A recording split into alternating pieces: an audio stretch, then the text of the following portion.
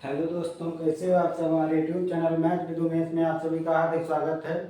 उम्मीद करते हैं आप सभी अच्छे से होंगे, बढ़िया से होंगे। हमारे चैनल को अगर आपने अभी तक सब्सक्राइब नहीं किया तो सब्सक्राइब कर लो, बेल आइकन को ऑन कर लो, जिससे हमारे यहाँ से कोई भी वीडियो अपलोड की जाए सबसे पहले नोटिफिकेशन आप तक पहुँचे और आप उसे सबसे पहले देख सकें। यहाँ पर हमारे क्लास में इस समय बट्टा चल रहा था, जिसको हम इंग्लिश में डिस्काउंट कहते हैं। हम कोई भी वस्तु खरीदने जाते हैं तो हम कितनी छूट प्राप्त करते हैं, कितना डिस्काउंट पाते हैं, यही चीज़ें सब जो होती हैं वही हम आपको बताएंगे। टाइप हमने सभी करवा दिए थे, इस समय हम क्वेश्चन प्रैक्टिस करवा रहे थे। तो चलिए, कभी कभी होता है कि एक छूट के बाद दूसरी छूट दी जाती है, वही क्वेश्चन दे रखा है। यहाँ पर क्वेश्चन है 30% तथा 20% की क्रमिक छूटें। एक 30% की छूट दी गई, उसके बाद जो मूल्य आया उसके बाद एक 20% की और छूट दी गई है। वही कहा है कि क्रमिक छूटें क्रम से देने के बाद कितने प्रतिशत की एकल छूट के बराबर है। वही अगर एक छूट दी जाती तो कितने प्रतिशत बनता, इसका आंसर हो जाएगा 44%। ठीक है, कैसे होगा देखो, निकाल के दिखाते हैं। किसी का 100% मूल्य था, अब 30% छूट दोगे तो ये 70 आएगा, 70/100 हो जाएगा। अब इस पर भी 20% छूट दोगे तो ये 80/100 यही रहेगा ना। 100 से 100 कट जाएंगे, 0 से 0 कट जाएगा। 7×8 56 कितना आया है, 100 मूल्य था, 56 बचा, कितना डिस्काउंट हो गया है, 100 - 56 बराबर 44। यही तो डिस्काउंट मिला है और यही हमारा क्या हो जाएगा, आंसर हो जाएगा। ठीक है, समझ में आ गया होगा। एकल छूट निकालने के लिए ये फार्मूला लगाते हैं, ऐसे ही निकालते हैं। तो चलिए आगे देखते हैं नेक्स्ट क्वेश्चन। ये रहा आपका नेक्स्ट क्वेश्चन, ये रहा आपके सामने दूसरा क्वेश्चन। क्वेश्चन दे रखा है किसी वस्तु की अंकित कीमत उसकी लागत कीमत से दुगनी है। यदि 15% लाभ प्राप्त करना हो तो कितने प्रतिशत छूट दी जानी चाहिए। ऑप्शन दे रखे हैं 7.5%, 20.5%, 32.5% और 42.5%। यहाँ पर आंसर हमारा क्या हो जाएगा, 42.5%। कैसे होगा चलिए देखते हैं।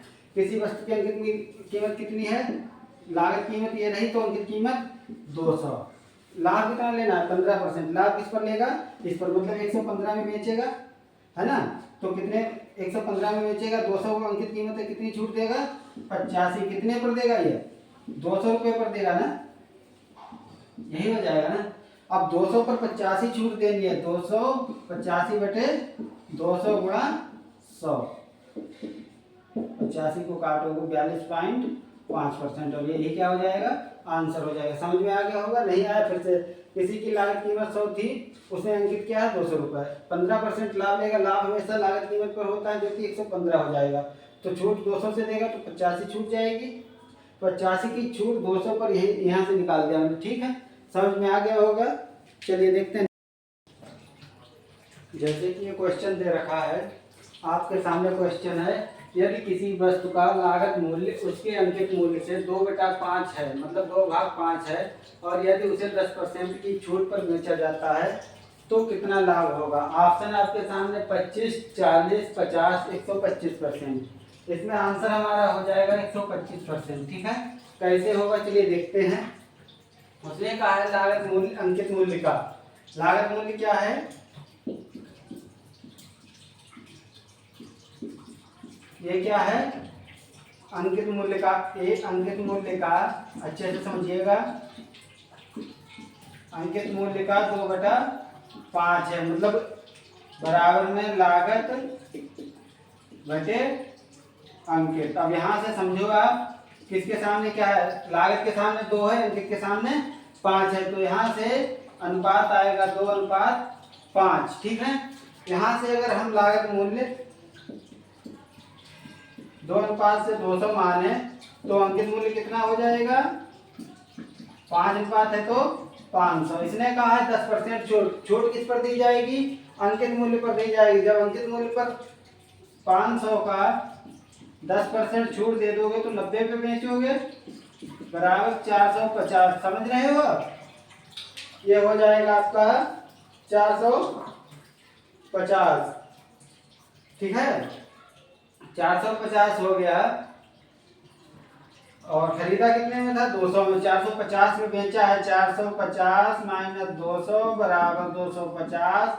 फिर क्या हुआ, लाभ 250 लाभ हुआ है। यहाँ से देखो 250 लाभ है कितने पर, 200 पर। यहाँ से परसेंटेज निकालेंगे, 100 से गुणा करेंगे, 0 0 कट जाएगा, ये 2 से 125 आ जाएगा और यही हमारा क्या हो जाएगा, आंसर ऑप्शन डी। समझ गए हो। चलिए अगला क्वेश्चन देखते हैं। ये रहा क्वेश्चन आपके सामने। ये क्वेश्चन है आपके सामने। चंदू ने एक घड़ी अंकित मूल्य पर 20% छूट पर खरीदी, किंतु उसे अंकित मूल्य पर बेचा। लाभ प्रतिशतता ज्ञात कीजिए। ऑप्शन दे रखे हैं 25, 20, 30, 26। यहाँ से क्या हो जाएगा, कोई व्यक्ति है अंकित मूल्य पर 20% छूट पाता है, फिर उसे अंकित मूल्य पर ही बेच देता है। ठीक है, चलिए देखते हैं। इसका ऑप्शन हो जाएगा आपका 25%। कैसे होगा ये देखते हुए चलते हैं।